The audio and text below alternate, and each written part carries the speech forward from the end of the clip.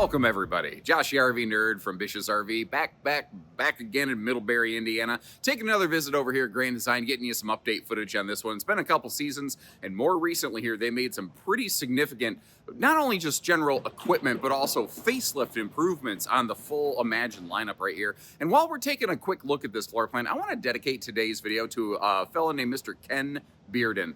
Ken has been an absolute mega supporter and super fan, and actually has chosen to take home a 2670 MK Imagine from us at Bish's RV. So it just felt very fitting that we acknowledge and appreciate Ken today. But, you know, why did Ken like this floor plan? Why is this one so popular? Why has it been copied by so many other builders? I think one of the interesting things here is this is one of the first floor plans I have seen in this size that had a dedicated desk space way before the work remote and digital nomad trend was a big deal. Imagine's always kind of been on the bleeding edge of the razor right here. You know, it's got a, if you've never seen this before, we have opposing living room super slides. You also have a power televator on the camp side inset into that solid surface countertop. And what that allows you to do is either have more campside window coverage or easy direct face viewing in a theater seat that is either cuddle compliant or population controlling with a fold down armrest, which is my nerd preferred way of doing it. Now, if you would prefer maximum sleeping capacity, you also have options of doing like a hide a bed, or you could get a table and chairs in this if that the jelly of the booth just ain't your jam. It totally depends on you. True queen bed up front, great storage, big drop frame storage compartment in the front end. You know, the dual air conditioner capacity on this, and a bunch of other things like ABS, electronic anti-sway, a rear hitch on the back, and some really good stuff. It's also got a couple hitches in its giddy up. Potentially very much worth considering is the very limited cargo capacity on this, which is one of the reasons I think this floor plan would be better suited for more seasonal parking use rather than frequent towing and going use. But we're going to get into all that. And if you appreciate how we share the good with the bad, hit that subscribe button and let's go. So let's get into it here. What are we looking at? I like the updated decor. The previous couple seasons, this either had a fairly dark HOA approved ultra brown decor, or it had a kind of a Euro inspired look, which I didn't dislike, but some folks really didn't. Had kind of a white stripe ripping through a bunch of the cabinetry that was pretty thick and obvious, and that jelly just weren't everybody's jam necessarily, you know. Now, one thing I want to mention, we are in what I would call full Imagine today. This is not XLS little brother. This is big full Imagine. They're more similar than different. Like, they're both carpetless and ventless. They're easy cleaning. You've got the finally carpetless floor flush slide over here. I was surprised. Imagine really took their time adopting that carpetless system. I also want to point out the base of this island, like to you, it just looks like black wood, maybe, but that's actually metallic. The reason that's really important is if you get like a Swiffer mop or something that's wet and you're kind of cleaning around there, you're not gonna tear up the base of your island, and it's a little stronger, you know, structurally. The full Imagine also still has a 6.5 foot wall, but they start to pick up this barreled interior ceiling, and that it provides you just a little bit more open sensory of space. And where it will really help a fellow like me is in the shower, because I'm taller than the average bear. I'm not the biggest dude. I'm not going to be a power forward for your favorite NBA team or anything like that, but I'm not the smallest guy out there. And there's a lot of RVs where, like, I just don't fit into the shower. And as a person who camps, that's one of those things that I also look for myself, you know. Now, you have some choices between furniture. Like, today we're looking at the theater seating. There is also a hide-a-bed sleeper sofa swaption, if you will. I do appreciate, though, how they sneak some extra USB plugs in right there, because one of the things with Grand Design is they laminate their slide end walls, which makes it very difficult to run wiring through there. Not impossible, but difficult. This model also has some pretty awesome window coverage, although, again, being fair, the biggest windows are over here on the driver's side of the camper, and some folks don't really appreciate that. I personally really like how they changed up their window treatments, though. Instead of the big boxy valances and lambrequins, it's just a clean metallic enclosure over their blackout roller shades. They also changed up the thing, the bar at the bottom of the blackout shade, so it's not constantly going tink, tink, tink, tink against the side of the RV, which is kind of annoying. All the windows open up for some awesome airflow, which is also very nice, except for like a window in the entry door, which that doesn't open for air. If you want a little more population control, you can get that right here. That's also where your cup holders are going to be located, and USB plugs. Although it looks like okay, so we have a USB type A over here and a type C over there. So you kind of have a little bit of your choice. And if you don't quite get it all the way flipped up, it sort of looks like your sofa is flipping you off now, doesn't it?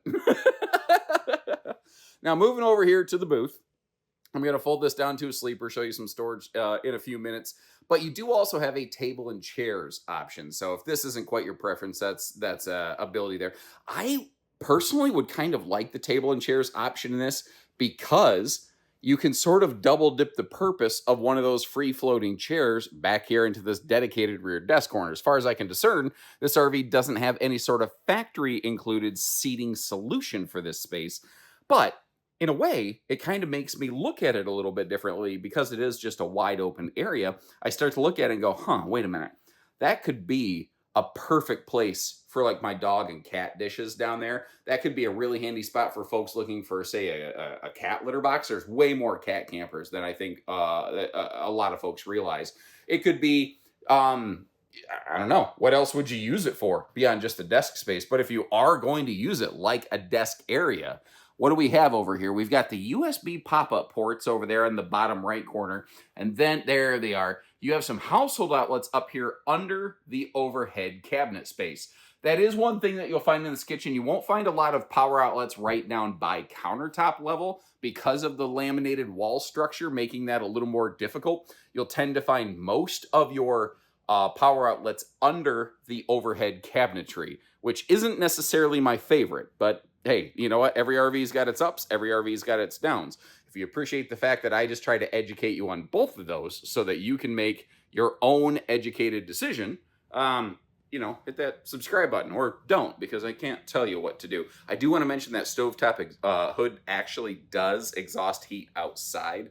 And I personally respect and appreciate the asymmetry of this island because it creates a big chunk of usable, functional counter space along with some good dedicated drawer space there, because if you had the sink dead in the middle of that island, you wouldn't really have room for drawers.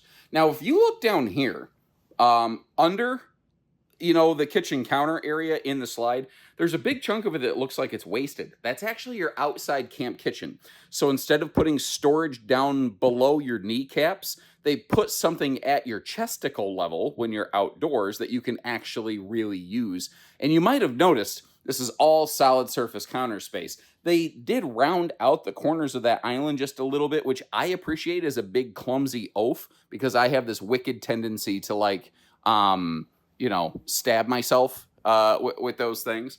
And as you have kind of noticed here, this floor plan gives you the choice between that big campsite viewing window action or a power televator that slides down and kind of hides behind the electric space heating Tootsie toaster down here, which those things put out a lot of heat, a lot more than I think people realize. Now, being fair again, you can see that it obviously has a little bit of a toe stubber kitchen slide.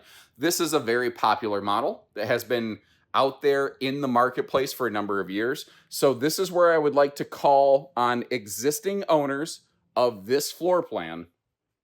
Has that kitchen toe stub slide been a problem? And maybe here's the better question. Now that you've had one, would you purchase that trailer again? I wanted to give you a look at the power outlets over here in the kitchen on either side of that little window over there. What is kind of nice is they position this window just far enough away from the stovetop that they didn't have to go with those metallic mini blinds. They were just able to kind of basically beat the fire code, as it were, Now, these are 50 amp service. You'll see in the bedroom today, we do have the second air conditioner factory standard, factory installed, not standard. Single air is factory standard. And as long as we're kind of going through everything, let's bust this open in a little more detail and check out all the extra little ditties that come along with it. Remembering that you have a hide-a-bed option, I'd be kind of curious to know what seating pairing, actually, would you prefer in one of these? I will also mention they do not have additional decors. It's lighter, but it is still in the HOA brown tone family right here. And if you prefer something with a little bit more exotic flair, you might want to bring some extra pillows or blankets or something like that to kind of help provide that little spark of life that you might be looking for on one of these. The thing is, like, this has that rear desk space, but it really very much could be an extension of the kitchen. That's kind of one of the things that I like about this floor plan. It sort of could do a little bit of whatever you want. I kind of had a thought once, like, what if those drawers, I don't even know if there's enough room to do this, but what if those could be like filing cabinet depth, but then you wouldn't really have a drawer for like pens and pencils and stuff. I don't know. It's a small weekender desk space. Like, if you are a full-time digital nomad, I don't know that this is going to be the mega office that you're necessarily looking for. But if what you're looking for is that, like, hey, I just got to check a couple emails here and there, I just want something set up. Or if you're looking for a place to plop down a coloring book to entertain your grandbabies for the weekend, because maybe they're on the dinette or the hide-a-bed or something like that, that's a thing that this could potentially do.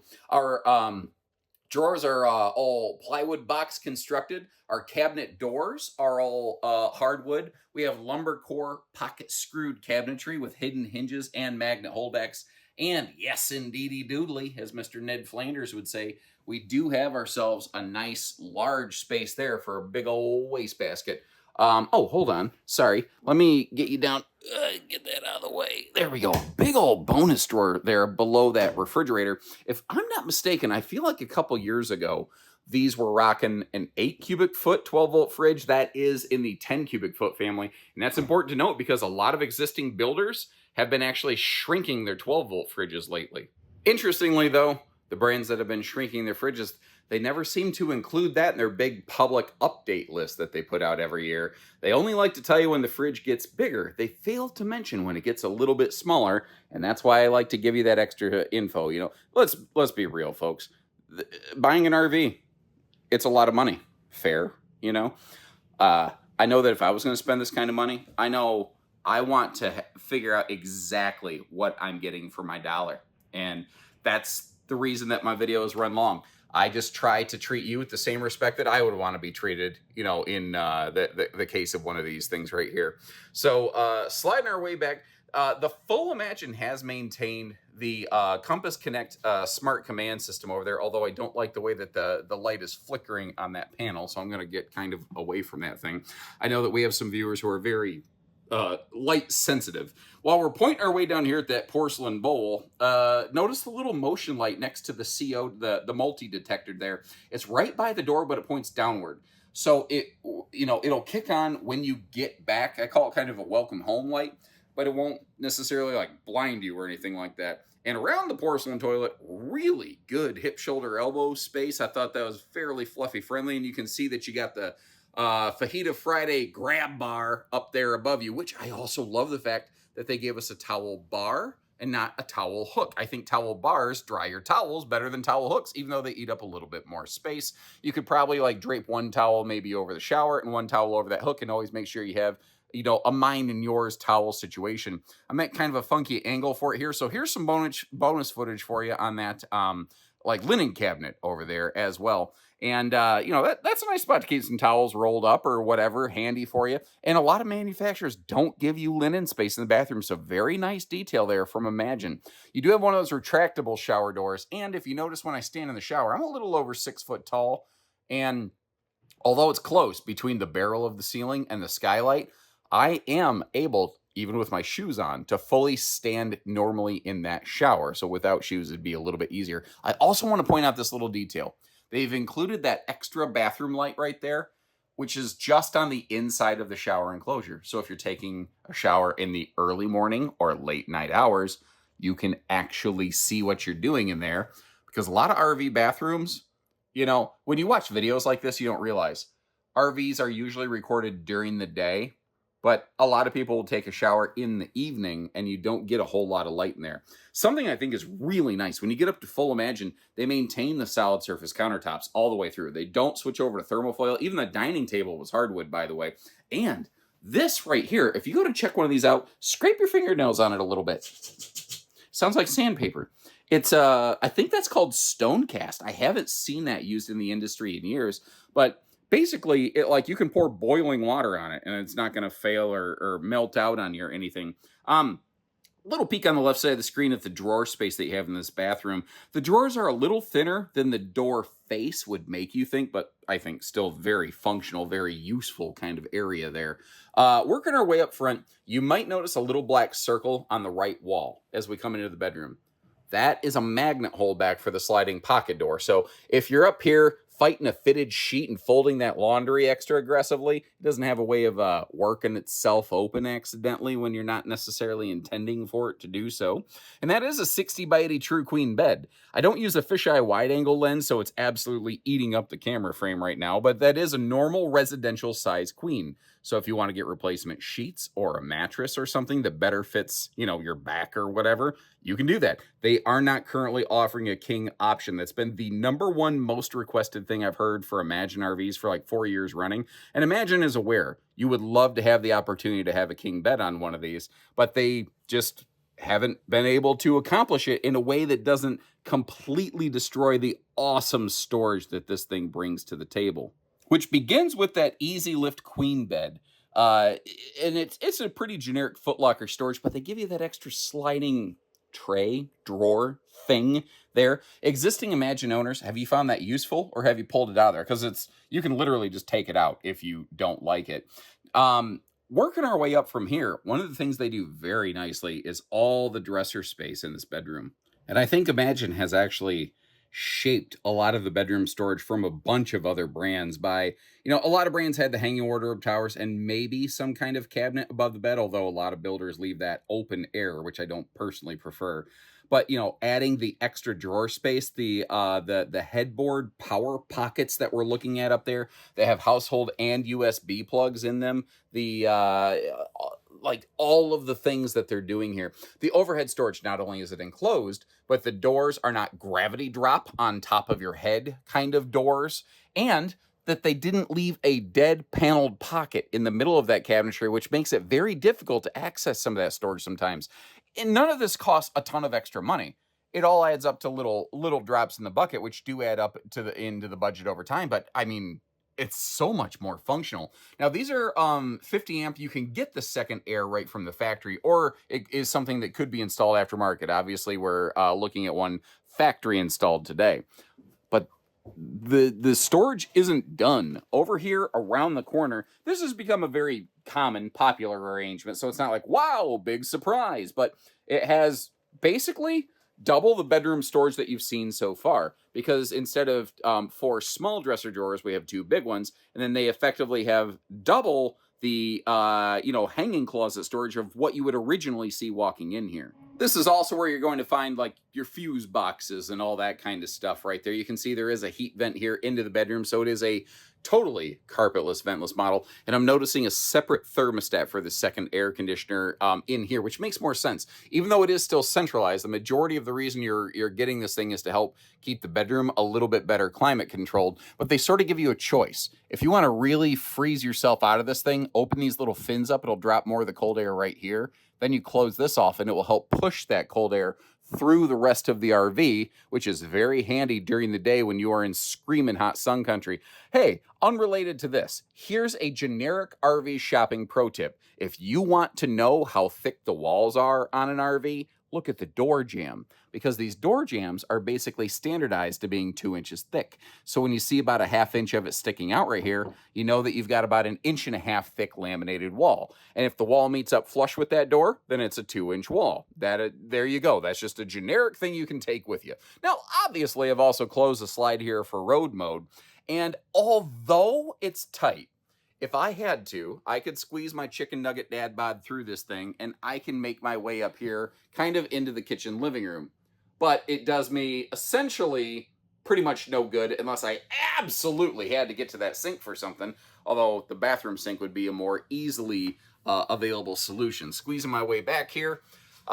That's another reason that I think this RV would be really good at a park site, but for travel stops, basically all you have is nap and crap access, which are very technical terms. And if you appreciate the road mode view of this sucker, hit that subscribe button. Let's hop outside and let's talk a couple maybe critical factors here for you.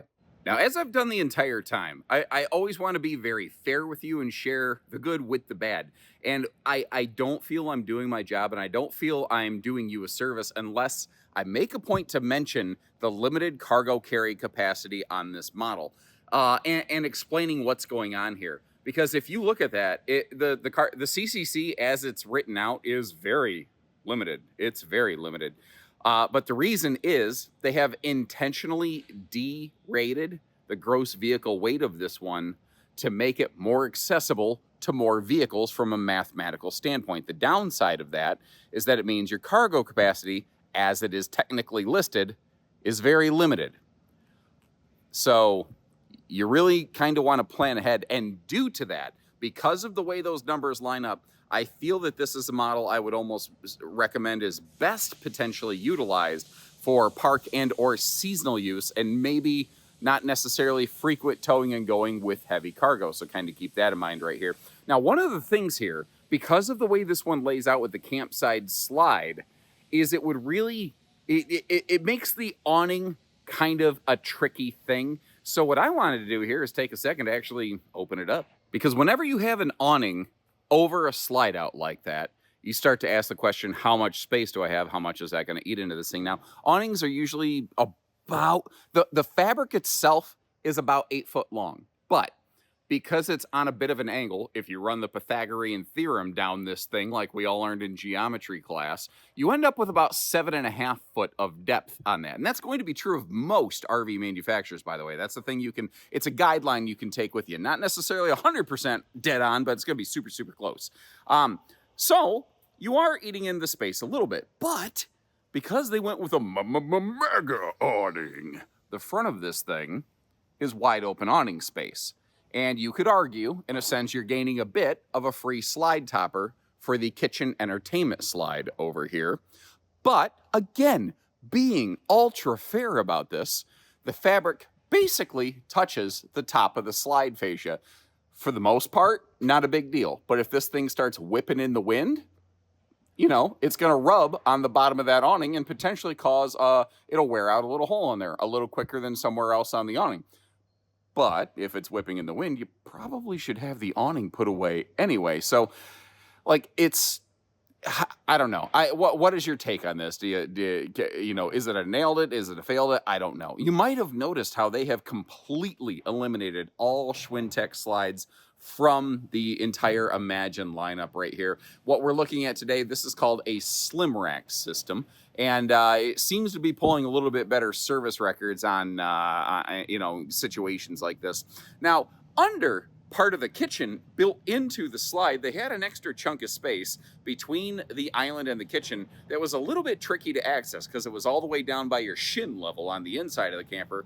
So they made it a little bit of an outdoor camp kitchenette where we have, I think, a pretty fair-sized griddle. Then we got Dad's medicine cabinet out here. Now, the fridge inside is 12 volt. That is not 12 volt right there. So you're going to want to kind of keep that in mind. Someone might say, well, for road mode, if you can't get to the fridge, you have the outside fridge. Unless you wire it up to an inverter, it doesn't function. And in case you're wondering why that baggage door is gray, it's actually more heat resistant. They did some testing. They found out it's not something they have to do above the griddle. It technically would meet any sort of code, but they wanted to be a little bit extra safe there. And that big black rectangle in the upper left, I want to point that out because that's your stovetop exhaust vent hood. It's just those extra little details right there that some brands do and some brands don't that I like to point out in case you're curious to run that griddle. Yeah, you've got a gas grill, propane cooker hooker right down there below it. We're actually hanging out in the Grand Design lamination plant. It's my first time being in this building. One of the cool things about the lamination plant here is that it doesn't matter what time of year it is always 70 and sunny in here. and it is completely humidity and climate controlled, because if you don't do that, then your lamination sucks and you end up having walls that fall apart, and that is not a good thing, obviously. You might have noticed how the ladder's built right on here. We also have that receiver hitch off the back with about a 300-pound rating, so if you have a little cargo tray or a bike rack or something like that, handy little spot for it. Working our way around the backside here, that is a tankless on-demand water heater. So that's a 60,000 BTU variety. Also, what that means is in the summertime, there's like 42,000 and 60,000 BTU on-demand water heaters. And during the summertime, they really don't matter. The one's effectively functionally equivalent to the other. But when you're in shoulder season, when it's spring and fall, and this having that 0 to 100 degree weather package, they wanted to give you that extra protection. That's where the bigger water heater will come in handy, because in spring and fall, it'll also allow you to take those nice hot showers. Now, something I was not expecting, but I was very pleasantly surprised to see, I would have bet your paycheck that this thing would have had a two-headed sewer monster, but it has but a single crap tap on this thing. All of your holding tanks drain right into this one thing. Now, Mr. Cousin Garrett, could you flash the holding tank capacities across the bottom of the screen here for us again real quick? You might notice how the gray tank capacity looks a little out of whack with everything else. That's because this RV actually has multiple gray tanks, but a single black and a single fresh. Now, Goodyear Endurance radials making a return for another season on these. I'm not at a good angle to show it. You might have noticed the red brake hubs basically inside there. That's telling us that this is outfitted with the factory anti-lock braking system. It also, though, I believe they have also updated to include electronic anti-sway. So this is one of the only trailer systems out there with anti-lock braking and electronic anti-sway straight from the factory. And those things work in conjunction with any existing hardware you might already have on your vehicle or would need to add, like a weight distribution hitch. We are looking at the optional second air up top there on the roof. You might also spot the recently revamped 200-watt solar package. These were running only about 165-watt package for a while, which don't get me wrong, they're both basically just battery tenders. There's not a whole lot you can do with the new 200 that you couldn't do with the 165. It just does it a little bit better. You might also notice, if you look at the chassis, this is a drop frame model right here. So you end up kind of like a fifth wheel with the enclosed docking station and a really sizable cargo area in here. If I get you kind of around the corner, you can see, I like those power outlets over on that side. That would be a very handy thing. You may also notice there's a sticker there that says inverter prep. This is prepped and wired for up to a 2,000-watt inverter. Anything beyond that, though, like if you want to go big inverter to run microwaves and air conditioners and stuff, you're pretty much at the realm of custom and or DIY work. So leave me a note, let me know what you think. I will also leave you links in the video description to double check pricing and availability on one of these. Now, in the case of Grand Design, typically we're not able to actually publish the discounted sale price that we offer every day on this. Usually on our website, we're only allowed to publish full-blown MSRP. You'll notice if you check our site, that's not normal policy for us. That's just one of those things that we have to do in the case of this brand right here. There's a few other builders who have layouts kind of similar to this. Like Rockwood has one, Brinkley has one. There's a couple other builders, like if you're like, this is close, but it's not exactly working for me. Leave me a note, let me know what you're looking for. Or like if you just want all the windows on the other side of the RV, there's plenty of floor plans that do that too. And when you're ready, we're ready. So until next time, take care, stay safe, have fun, and happy camping, everyone.